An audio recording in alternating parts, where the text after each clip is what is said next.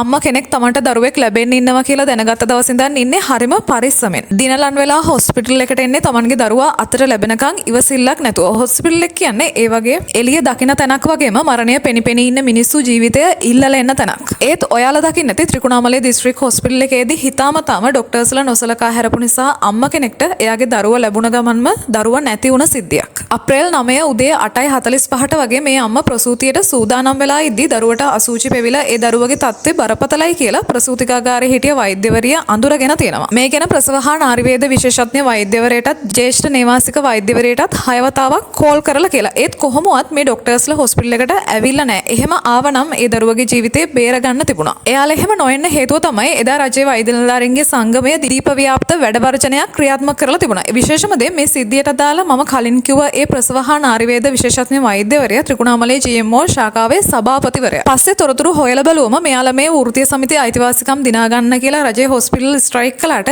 ඒ කාලේ ඇතුලේ මේ වෛද්‍යවරු දෙන්න ඒ ආසන්නයේ තියෙන ප්‍රයිවට් හොස්පිටල් එකක තවත් අම්මා කෙනෙක්ගේ සිසේරියන් සැත්කමක් කරමින් ඉඳලා තියෙන්නේ. ඒ විතරක් නෙමෙයි ඒ වෙලාවේ ත්‍රිකුණාමලයේ හොස්පිටල් එකේ වැඩ කළා කියලා දිනපොතේ බරු සටහන් දාලා තියෙනවා. අපි දන්නවා මේ GMO එකේ ලොක්කෝ විදිහට ඉන්න අය රජයේ වෛද්‍ය නිලධාරීන්ගේ සංගමය කියලා බෝඩ් එක ගහගෙන හිටියට ඇත්තටම මෙයාලට තියෙන වෙනම දේශපාලන ඇරියස්. රනිල් වික්‍රමසිංහ පේ ටැක්ස් එක ගහද්දි බාල බෙහෙත් ගෙනත් මිනිස්සුන්ගේ ඇස් අන්ධ වෙද්දි ස්ට්‍රයික් නොකරපු එළියට ආවේ නැති මේ GMO එක මේ ආණ්ඩුවෙන් ස්ථාන මාරු කිරීම වගේ ක්‍රියාමාර්ග ගන්නෙද්දී අද මේ වගේ අපේ රටේ මිනිස්සුන්ගේ ජීවිත එක්ක සෙල්ලම් කරනවා. මොකද මේ සමහර GMO ඒ ලොක්කෝ විදිහට ඉන්න අය ස්ථාන මාරුවෙන් වෙන්නේ නැතුව සමහර හොස්පිටල් වල අවුරුදු ගාණක් වැඩ. ඒ විතරක් නෙමෙයි අලුතෙන් පත්වීම් ලැබලා එන අයටත් ප්‍රශ්න දානවා. මීට මාස ගාණකට කලින් අම්පාර හොස්පිටල් එකේ වුණේ ඒ වගේ සිද්ධියක්.